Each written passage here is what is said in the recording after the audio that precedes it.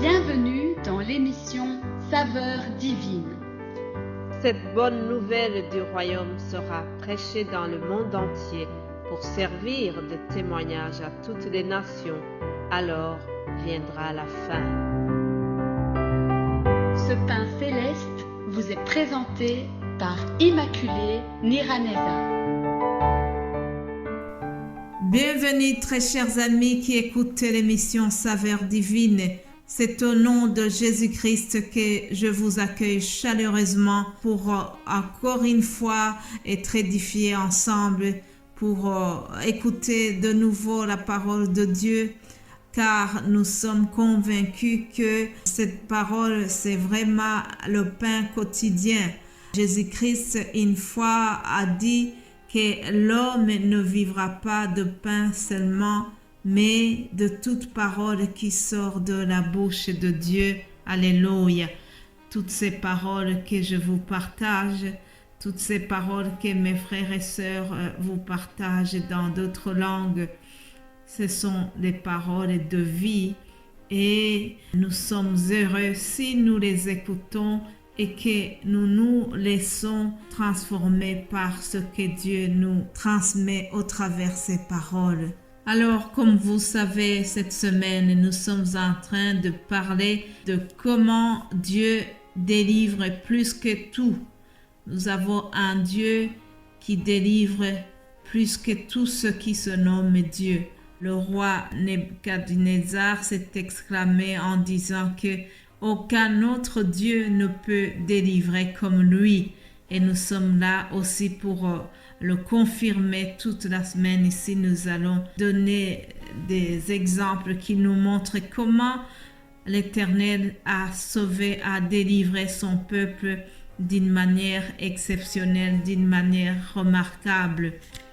Mais bien avant d'entrer dans ce sujet, je voudrais donner ces quelques paroles du psaume 108 en introduction. David a fait une action de grâce à Dieu parce qu'il venait de se rendre compte de comment Dieu délivre. Alors il a dit au verset 4, « Je te louerai parmi les peuples éternels, je te chanterai parmi les nations, car ta bonté s'élève au-dessus des cieux et ta fidélité jusqu'aux nuées. Élève-toi sur les cieux, ô Dieu, et que ta gloire soit sur toute la terre. Enfin que tes bien-aimés soient délivrés.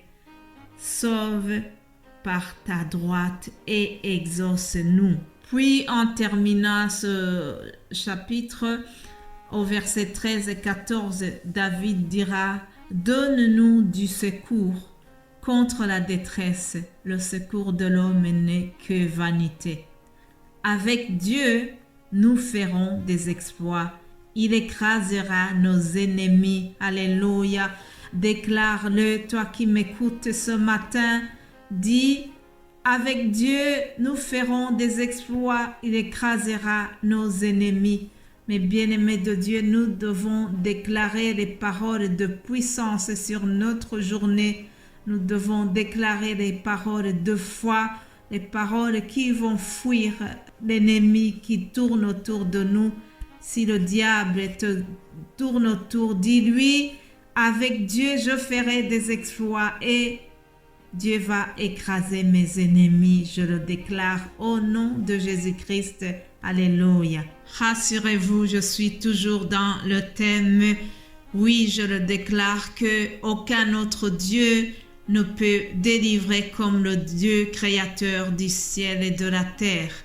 C'est lui qui a délivré Élie d'une manière exceptionnelle. Le prophète Élie était pourchassé par le roi Akab. Le roi Akab étant des rois d'Israël. Alors ce roi avait fait quelque chose qui n'a pas plu à Dieu. Il a épousé une femme païenne qui s'appelle Jézabel. Alors celle-là, c'était quelqu'un qui priait les idoles.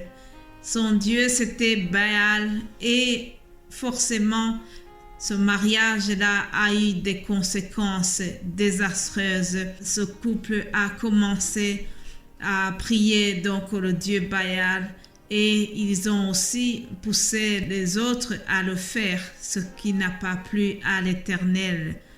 Alors Dieu a envoyé le prophète Élie pour faire la remarque et pour leur dire qu'il n'est pas content. Alors le roi Akab n'aimait pas les conseils d'Élie, il n'aimait pas la remarque que Élie a fait. En effet, chers amis, plusieurs prophètes ont été détestés parce qu'ils disaient la vérité. Aujourd'hui encore, la vérité blesse lorsque un prédicateur souligne les péchés, lorsqu'un prédicateur ose dénoncer des choses qui sont horribles à Dieu, il est mal vu. Les gens d'aujourd'hui veulent entendre seulement l'évangile qui va leur faire plaisir, l'évangile qui ne pousse pas à la repentance, l'évangile de la prospérité. Voilà ce qui plaît aujourd'hui. Alors, Élie non plus n'était pas apprécié. Alors, on cherchait à le faire mourir. Mais Dieu va le délivrer. Alléluia. Dieu va le protéger miraculeusement. Il va pourvoir à ses besoins d'une manière exceptionnelle. C'est ce que nous allons voir dans le livre des rois. Premier livre des rois, chapitre 17. Le prophète Élie et la sécheresse, c'est le titre. Un prophète nommé Élie, originaire du village de Tisbé en Galade, vint dire au roi Akab: aussi vrai que l'Éternel, le Dieu d'Israël, que je sers, est vivant, il n'y aura ces prochaines années ni rosée ni pluie, sauf si je le demande. Après cela, l'Éternel dit à Élie: quitte ce lieu, va vers l'est et cache-toi dans le ravin du torrent de Kérit à l'est du Jourdain. L'eau du torrent te servira de boisseau et j'ai ordonné au corbeau de te nourrir là-bas.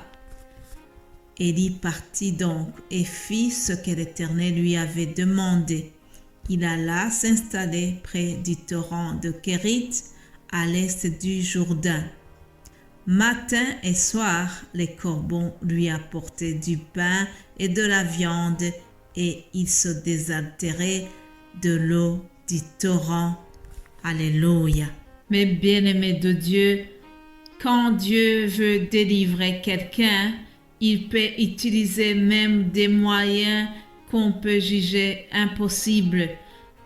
Lorsque Dieu te délivre, il utilise des moyens surnaturels. C'est ce qu'il a fait pour Élie.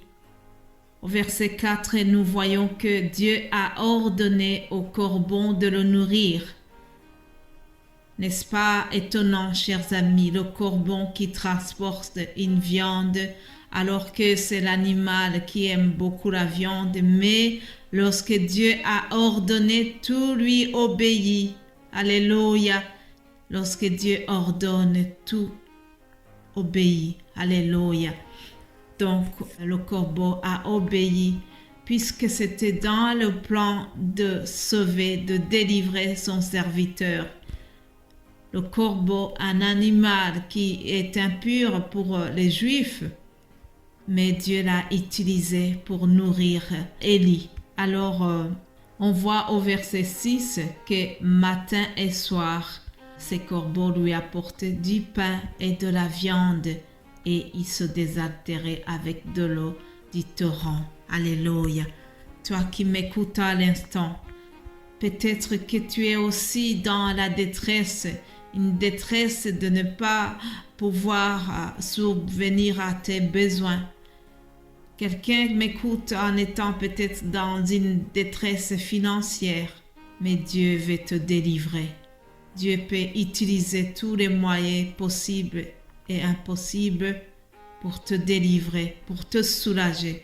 Il suffit seulement de faire appel à lui et de croire que c'est le Dieu de l'impossible. Alléluia. Je vais terminer par cette bonne nouvelle. C'est que Le Dieu de délivrance tel qu'il était au temps d'Élie, il n'a pas changé aujourd'hui, chers amis.